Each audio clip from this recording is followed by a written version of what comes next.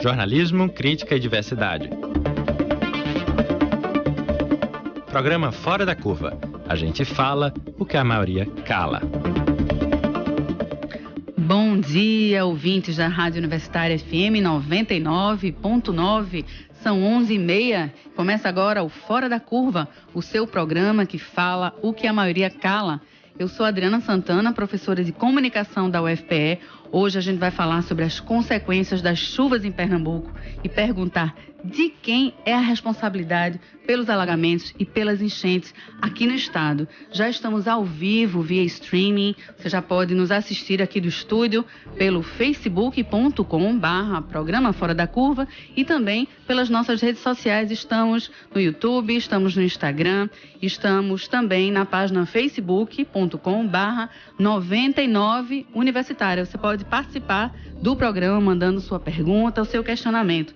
Nós sabemos que o problema dos alagamentos, das enchentes aqui em Pernambuco, infelizmente, é um velho conhecido nosso. É um problema, na verdade, recorrente. Voltando um pouquinho no tempo, há apenas 7 anos, em 2010, mais de 80 municípios aqui no estado de Pernambuco entraram em estado de calamidade e de emergência. Houve milhares de desabrigados, destacadamente nos municípios da Mata Sul de Pernambuco. O mesmo, infelizmente, acontece agora. Já são 27 os municípios em estado de emergência aqui em Pernambuco, decretados pelo governo do estado. Temos, infelizmente, mais de 43 mil pessoas desalojadas. Entre essas, mais de 3.200 sem abrigo. Se somarmos as pessoas desabrigadas e atingidas pelos alagamentos nos estados de Alagoas e Pernambuco, chegamos à cifra de 70 mil pessoas diretamente atingidas e com 13 mortes anunciadas. O governo do estado instalou um gabinete de crise para distribuir donativos e, enfim, encontrar meios de abrigar a população. A PM está realizando rondas extensivas, com destacadamente na Mata Sul. O governo federal informa que vai ou está enviando medicamentos e recursos, fala-se da ordem de 42,5 milhões, recursos esses que serão ou seriam utilizados através de cartões reformas. O Exército ergueu um hospital de campanha na cidade de Rio Formoso. O poder público, e aí a gente se pergunta, e daqui a pouco vou perguntar aos nossos convidados, será que o poder público não está atuando tardiamente, tendo que lidar com as consequências de uma tragédia que para nós foi anunciada? O que falta ao Estado para olhar as causas? Por que o governo, os governos, os entes públicos estão ignorando as causas para, infelizmente, ter que agir apenas em relação às consequências? Rememorando um pouquinho, voltando a 2010, havia promessa de construção de 5 barragens para conter os alagamentos e as enchentes, e apenas uma dessas barragens, que é a barragem de Cerro Azul, na cidade de Palmares, ficou pronta. As outras 4 estão com as obras paradas e, assim como as consequências da chuva, outro velho conhecido aqui de Pernambuco é o jogo do empurra. O governo federal empurra a responsabilidade para o governo estadual, o governo estadual empurra a responsabilidade para o governo federal, e o fato é que as chuvas sempre acontecem, porque são um fenômeno da natureza, conforme um dos nossos convidados vai explicar, mas as consequências em relação às chuvas não estão sendo atacadas. É por isso que a gente convidou e já agradece bastante a presença de Silvia Siqueira Campos. Silvia é jornalista, é militante dos direitos humanos e coordena a ONG Mirim Brasil. Muito bom dia, Silvia. Bom dia, Adriana. Bom dia, ouvintes do programa Fora da Curva. Convidamos também, já agradeço bastante a presença do professor Lucivânio Jatobá. Professor é geógrafo, é especialista em desenvolvimento e meio ambiente e é professor do curso de professor de climatologia do curso de ciências ambientais. É isso, professor? Isso, da UFPE. Da UFPE. Bom dia, professor Lucivânio. Bom dia, Adriana Santana. É um prazer voltar aqui à Rádio Universitária FM e espero que a nossa conversa hoje seja de grande utilidade para os nossos milhares de ouvintes. Sem dúvida. Professor, eu queria começar perguntando ao senhor, é uma dúvida de leiga, mas Sim. É uma dúvida de leiga jornalista, né? Que sou. A gente pode responsabilizar unicamente a natureza por uma catástrofe dessa? não é responsabilizar demais São Pedro por algo que tem uma grande participação nossa também? Ótima pergunta, Adriana. Bom, primeiro eu diria, assim, grosso modo, do ponto de vista de percentual, que 80% das causas desse evento extremo estão na dinâmica da natureza. Mas a natureza sozinha, ela não pode ser responsabilizada. Sim. Veja, os portugueses, quando aqui chegaram, no início do processo de colonização, eles visualizavam e visualizaram enchentes, por exemplo, aqui no Recife. A planície fluvio-marinha do Recife, que é essa em que nós estamos, em que eu, inclusive, esse núcleo de rádio e TV está situado, essa planície, ela era inundada durante os eventos extremos, isso no século XVI, ou muito antes, do ponto de vista geológico, e essas enchentes provocavam o quê? Um extravasamento dessas águas para aquilo que nós chamamos de leito maior de um rio. Por exemplo, o bairro da Várzea está dentro do leito maior do rio Capibaribe. Então, as enchentes, as águas excepcionais ocupam exatamente essa área do leito maior. Agora, onde é que o homem entra nessa história? Ele entra no momento em que ele começa a provocar uma destruição da cobertura vegetal. E isso, a economia açucareira, não é foi pródiga, né? Foi. A destruição hoje, nós temos aqui na zona da mata de Pernambuco apenas 6% da floresta que se chama Mata Atlântica original. É 6%. Por isso que a Mata Sul é tão atingida, é mais atingida do que outras regiões? Também. Agora, o problema da Mata Sul é mais geográfico. É a disposição, uma coisa que passa, inclusive, assim, despercebida, não é, do grande público, que é o seguinte, a disposição dos vales. A Mata Sul tem uns vales fluviais esses principais rios, a disposição é de noroeste e sudeste, que coincide exatamente com a direção dos fluxos de ar úmido que saem do oceano e que vão para o interior de Pernambuco. Veja que a zona da Mata Norte, ela tem uma pluviosidade muito menor do que a Mata Sul. Sim. As enchentes da Mata Norte são, do ponto de vista de quantitativo, muito inferiores. Né? E inferiores às que ocorrem na Mata Sul. A Mata Norte é mais discreta essa coisa, porque a pluviosidade lá é menor por consequência ou em face da disposição dos vales lá, que não é essa de Nordeste. Então, quando você tem um vale fluvial que permite a penetração fácil de fluxos de ar úmido, com certeza ali teremos maior pluviosidade. Professor, como historicamente, o senhor estava explicando, né? Para quem começou a escutar agora o programa, historicamente já se sabe, ou já sabia há muito tempo,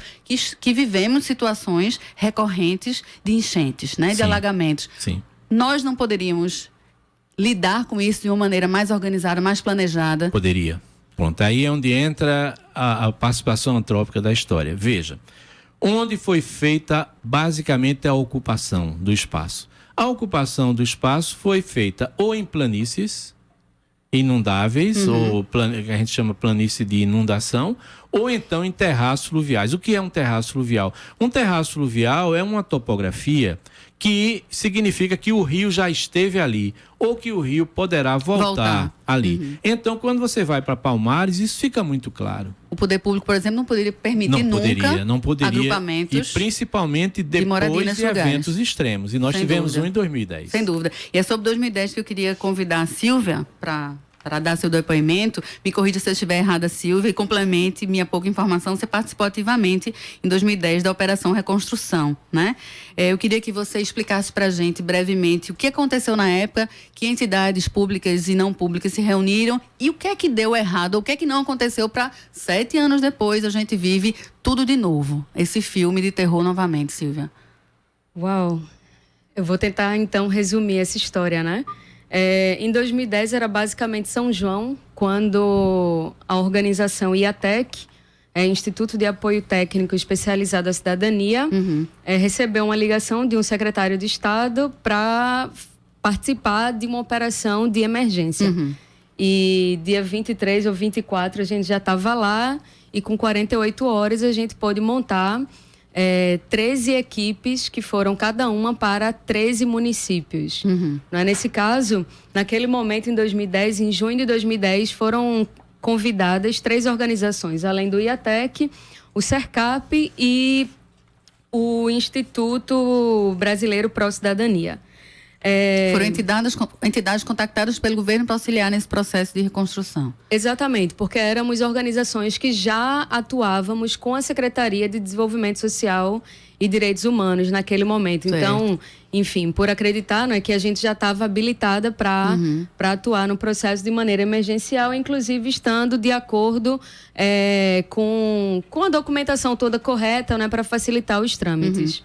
A gente chegou a mobilizar em junho de 2010 mais de 300 pessoas profissionais das mais diversas áreas, de assistentes sociais, né, sociólogos, cientistas sociais, muitos técnicos, inclusive de enfermagem, mas é para prestar assistência. E essa assistência, na realidade, durou 6 meses.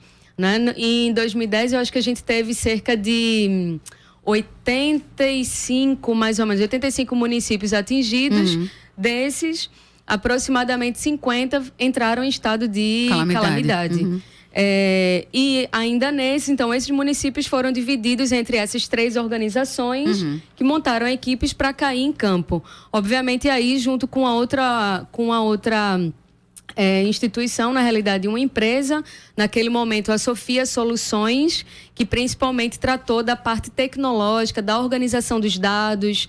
Enfim, foi feito um trabalho realmente muito detalhista e muito seguro, né, para dar as informações naquele momento, para que a ajuda também pudesse chegar da maneira mais correta. Infelizmente, Adriana, a gente de 1966 até 2017, a gente já teve 9 enchentes no estado de Pernambuco, né? Não é nenhuma novidade o que está ocorrendo hoje. A gente tem enchentes no estado entre 5 e 7 anos. Então, o governo do estado de Pernambuco, não importa qual é o partido, em definitiva, se a gente trabalha pela democracia e constrói democracia, uma coisa importante se fazer é que os documentos de um governo passe para o outro, que os compromissos a longo prazo, em se tratando de gestão de um território, obviamente, se mantenham. Né? E é meio absurdo, é totalmente absurdo a gente ver o Estado bastante despreparado para lidar com a situação atual e principalmente colocando sobre a população a responsabilidade das suas próprias vidas. Silvia, à época, além da construção das 5 barragens, o governo também estabeleceu uma série de metas, como construção de moradias, não é isso? Fora das áreas de risco, como o professor estava elencando. Aconteceu isso ou aconteceu numa quantidade menor do que a acordada? Aconteceu numa escala bem menor do que, além do acordado, mas o que a população precisava, né? A gente tem aqui dados, por exemplo, em 18 de julho de 2010, e isso está nos jornais, você pode encontrar no Diário de Pernambuco. Então, logo depois da enchente? Exato, tipo um mês depois da enchente, algumas medidas foram anunciadas pelo governo federal e estadual, né, em conjunto. Então, por exemplo, 50 milhões para a construção de novas moradias no estado, um repasse de 110,5 milhões do governo federal para a reforma e reconstrução de 355 escolas, porque na realidade não são apenas as casas onde as pessoas moram, né? Toda a estrutura de moradia, de vida, de escola, hospital. Né? Exatamente. Em 2010 houve um desastre com relação à estrutura das cidades. Foram devastadas, né? Na área de saúde, de educação, de transporte. E muita coisa, assim, infelizmente, não chegou. E o que a gente tem assistido de 2010 para cá é um desinteresse muito grande, né? Pela vida das pessoas e principalmente pelas pessoas que estão na zona da mata. A história se repete, há registros de que pode acontecer, até entre 5 e 7 anos tem acontecido essas enchentes e a gente não está controlando. Professor, é possível haver um controle ambiental para evitar, não a enchente, não a chuva, obviamente, mas evitar uma catástrofe como a de agora, os efeitos? Sim. A primeira estratégia é a construção de barragens. Olha, eu me lembro bem... Esse cinturão de barragem seria suficiente, essas 5? Esse seria um ponto fundamental. Fundamental. Eu vivi num Recife em que existia uma neurose da cheia. Eu acompanhei a cheia de 1966. Não, em 66 já nós tivemos, curiosamente, Adriana, no mesmo dia deste evento extremo agora, desse dia que ocorreu recentemente, agora em maio. Em 1966, nós tivemos mais de 80 pessoas que morreram. Tivemos 80 mil pessoas desabrigadas. Foi o caos. Em 1970, na mesma época, tivemos uma enchente muito grande. 75 foi uma enchente extraordinária, né, que todos nós conhecemos, e depois em 78 teve uma enchente razoável. Mas veja que há uma sequência, isso não é uma coisa que vai acontecer em século, não. Isso é anunciada, 5, 7, a natureza 10, anuncia, a gente é que não presta atenção, não quer prestar. Está relacionado com a atividade solar, e a atividade solar já é bem conhecida. Mas veja bem, o governo na época o que fez? Construiu uma série de barragens, porque o grande problema era o Recife, e aqui faz parte da bacia do Capibaribe, e essas barragens funcionaram impressionantemente. Desde que elas foram construídas na bacia do Capibaribe, não tivemos mais enchentes, apesar de eventos extremos. Temos inundações ou alagamentos, mas a enchente propriamente dita, né, compreendendo-se por enchente um acúmulo de água excepcional que vai em busca do leito maior do rio, nós não tivemos mais. Então a construção de barragens é fundamental. Agora, a médio e longo prazos, nós temos a questão da cobertura vegetal. Por quê? Porque se a vegetação original é reconstituída, nós vamos ter um período mais longo entre o evento de precipitação e o escoamento de águas. Porque agora não, a água cai e vai diretamente para a calha fluvial. Não tem para onde escoar. Pronto, vai para lá e toma o rio. O que o rio faz é romper a opressão de que ele é vítima. Ou seja, as margens oprimem um rio, os terraços fluviais oprimem um rio, e o rio revolta-se, usando uma linguagem metafórica, ele revolta-se e vai em busca do seu antigo leito. O rio está certo. O rio não está errado. Ele está buscando o que era seu. Nós erramos em usar o que era do rio. A propriedade privada do rio. Sem dúvida, Silvia. Então, eu acho muito importante aqui o professor, você, Adriana, e eu, a gente dialogar, né? A gente tentar dialogar mesmo com o que a gente conhece, com o que a gente vivencia, não é, professor? Para mim, uma discussão sobre a natureza, ela não pode ser estritamente sobre a natureza e culpabilizando o homem e a mulher que tentam ali um diálogo com a natureza para a sua própria existência. E isso quer dizer o quê?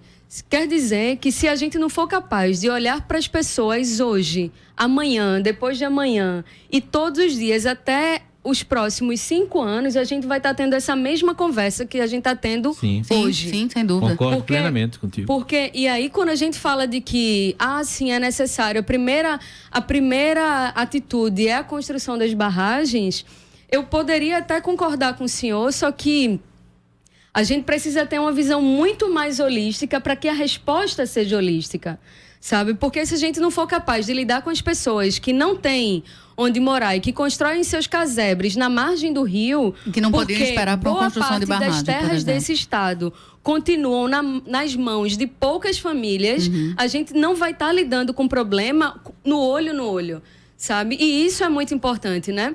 Esse caráter de que as pessoas, de que a população pobre realmente se instala nas áreas, nos leitos dos rios ou nas barreiras, precisa passar também sobre uma questão, sobre uma questão da discussão da reforma agrária nesse estado e nesse país.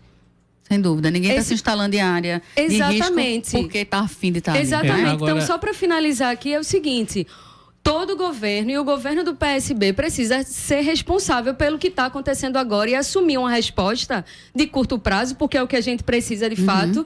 A gente tem muitas pessoas aí desabrigadas e desalojadas.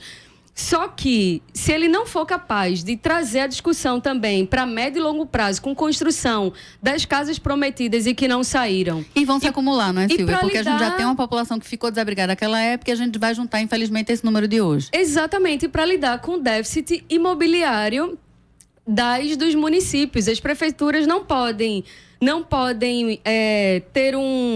ter uma gestão municipal que não veja também o desenvolvimento humano das pessoas. Não é só o desenvolvimento financeiro. E eu não estou nem falando econômico, sabe? Gente, eu vou interromper rapidamente vocês, que a gente está com um correspondente em Ribeirão para trazer notícias da Mata Sul, Jona Neto, da Rádio Comunitária de Ribeirão. Eu sou J. Neto, falo de Ribeirão, sou radialista. As últimas chuvas em Ribeirão causaram um grande transtorno em nossa cidade. Mais de 300 milímetros de água caiu aqui em Ribeirão nessas últimas chuvas. Ribeirão teve um total de 50 casas danificadas para mais de 800 pessoas que ficaram alojadas, né, e mais de 150 desabrigadas. É uma situação de calamidade, de emergência, mas o rio já baixou. O rio já baixou e muita gente já volta para suas casas. Mas tivemos também casas que não tinham mais condições, 50 casas vão ter que ser demolidas. Tivemos 150 barreiras que caíram, né, aqui nas encostas da cidade. É uma situação de emergência que Ribeirão vive, como vive toda a Mata Sul de Pernambuco. Mas, por enquanto, né, a chuva está lenta, chove pouco nesse momento aqui em Ribeirão. J. Neto, de Ribeirão, para a Rádio Universitária. A gente escutou a informação de J. Neto, da Rádio Comunitária de Ribeirão, e antes de voltar à discussão que a gente estava travando aqui com Silvia e com o professor Lucivânio, eu queria pedir para Ed Rodrigues, nosso produtor, dar uma notícia sobre um evento que vai acontecer hoje na Faculdade de Direito do Recife. Bom dia, Ed. Bom dia. Hoje à noite, às 19 horas, vai acontecer o evento Diretas Já por Mais Direitos, da Frente de Juristas Brasil pela Democracia, na Faculdade de Direito do Recife. Nós convidamos todos os ouvintes para se fazer presente lá na Faculdade de Direito do Recife, às 19 horas. Obrigada, Ed. Voltando aqui à discussão, Silvia e Lucivânio, eu queria perguntar a vocês qual é o papel, especificamente, no caso, Silvia, dos movimentos sociais, da sociedade civil, e, professor, qual é o papel da academia, qual é o papel da ciência, para que, em conjunto, a gente consiga, minimamente, atacar as causas e não apenas ficar, enfim, tentando enxugar gelo depois que a tragédia já aconteceu, né? Pelos movimentos sociais, Silvia, como é que você pode nos ajudar nessa questão? Então, eu acho que tem duas questões aí. Em primeiro lugar, a sociedade civil, essa que não está desorganizada, né? Que não está organizada em associações, coletivos, que é o povo que está vivendo essa situação. Essas pessoas, elas estão atuando. Né? Eu acho que a gente precisa reconhecer que se não fosse solidariedade entre elas, a situação estaria muito pior. Quando a gente vê que uma entrou na casa da outra, foi para a rua de trás e teve essa ajuda de socorro. A sociedade civil organizada que tem dois papéis, ela está tendo dois papéis. Um é realmente atuando nessa urgência, porque tem pessoas que estão passando fome, que não têm o que vestir, que ainda estão desalojadas. Que ainda estão desalojadas. Então, várias organizações do estado de Pernambuco, e várias delas, principalmente através da ABONG, Associação Brasileira de ONGs, estamos reunindo vários alimentos, roupa, brinquedo, inclusive, estamos levando aos postos ou diretamente às organizações da Mata Sul e organizações de mulheres. Acho que o SOS Corpo tem feito um trabalho muito bom nesse sentido. E a pressão, Silvia? O papel nosso como pressão também. Aí é o segundo ponto, que para a gente é o mais importante, né? Nossa atuação é para que os governos municipais e o estadual tenham uma resposta, assumam um compromisso realmente de encarar a reconstrução não do agora, é dizer, não apenas no agora, mas para curto e longo prazo também. E a gente precisa aí ter um momento com o governador do estado para ele colocar qual vai ser o plano.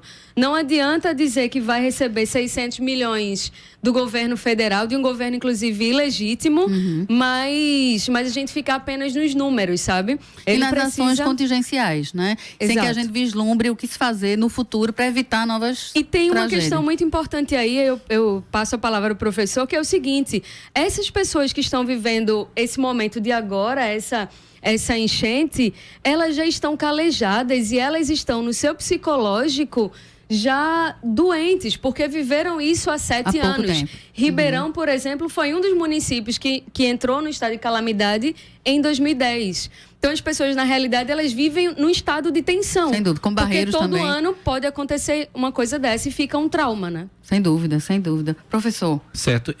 Adriana, eu queria só rapidinho falar sobre causa e efeito. Veja, se nós não curarmos ou tratarmos as causas, esses efeitos vão perpetuar-se. Sem dúvida. E podem vir até piores, não é isso? Muito piores. E a causa principal é o excesso d'água que vai para a calha. Então, esse excesso tem que ser diminuído. Nós não podemos ter mais essa quantidade de água que chega... Sem ter onde escoar. Pronto. Então, os moradores de classe média, das classes não médias, das classes altas que moram em área de risco vão continuar sofrendo isso daí. Independente de sistema político, independente de governador, independente de partido. A questão é da natureza.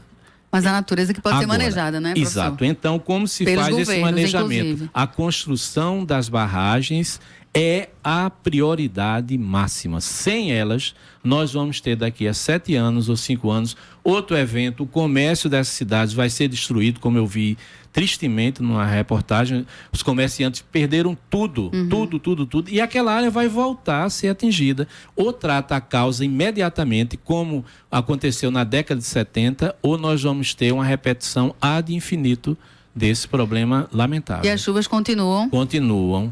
A previsão é para mais chuvas? Continua, o oceano está quente. Não tem sistema político que consiga evitar que o oceano se aqueça. Não tem. Mas os sistemas políticos podem evitar que tragédias aconteçam e podem auxiliar as populações com medidas emergenciais e com medidas também, como Silvia estava comentando, de médio e longo prazo. As pessoas não podem esperar e a gente não vai anunciar uma nova tragédia sem fazer nada.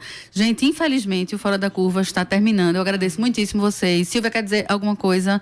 Dar algum recado? Eu gostaria de incentivar realmente a população a continuar exercendo a solidariedade material nesse momento e se unir às organizações de defesa de direitos para que a gente cobre do governador uma postura prática, não só na emergência, mas nessa reconstrução de curto prazo. Sem dúvida. De médio prazo. A gente vai colocar uma lista de locais, né, em que a gente pode fazer doações, mas quem quiser já acessar de agora, tem uma página que é http://www, lógico, se liga.ai/doações chuva.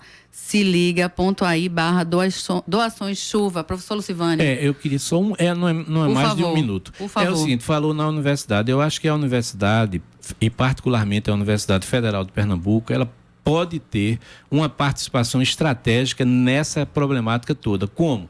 Nós temos cursos de geografia, ciências ambientais, geologia e engenharia civil. Era preciso fazer um mutirão, não para ganhar dinheiro, era um mutirão de solidariedade, um mutirão humanitário ou humanista, para estudar todo esse fenômeno e propor soluções. Tem muitos jovens aí inteligentes, competentes, que estão cursando geografia, ciências ambientais, etc., que poderiam colaborar. Então vamos aproximar esses jovens cientistas ao poder público para a gente também, com a ciência, fazer uma forma de pressão, não é isso? Isso. Gente, infelizmente, realmente agora a gente está terminando. Fora da Curva de hoje teve a produção de Ed Rodrigues, teve a minha apresentação e produção também, Adriana Santana. Ed também hoje estava nas redes sociais aqui no estúdio. Os trabalhos técnicos ficaram a cargo de Chico Rocha. O Fora da Curva é um programa realizado pelo Departamento de Comunicação Social do UFPE e tem o apoio do Departamento de Sociologia e do Núcleo de Rádio e TV Universitárias. Nós temos uma parceria com a Marco Zero Conteúdo, com o Centro de Cultura Luiz Freire, com o Centro das Mulheres do Cabo, é muita gente, ainda bem, com o Centro Sabiá e com o Coletivo Terral. Esta foi a edição do dia 5 de maio de 2017. Amanhã o Fora da Curva continua, lembrando, todos os dias, de segunda a sexta. E amanhã, terça-feira, você fica com a apresentação de Manina Aguiar com o tema Será o fim da justiça do trabalho? É isto, este foi o Fora da Curva, o seu programa que fala o que a maioria cala. Boa tarde, boa semana para todo mundo. Fora da Curva. A gente fala o que a maioria cala. 12 horas.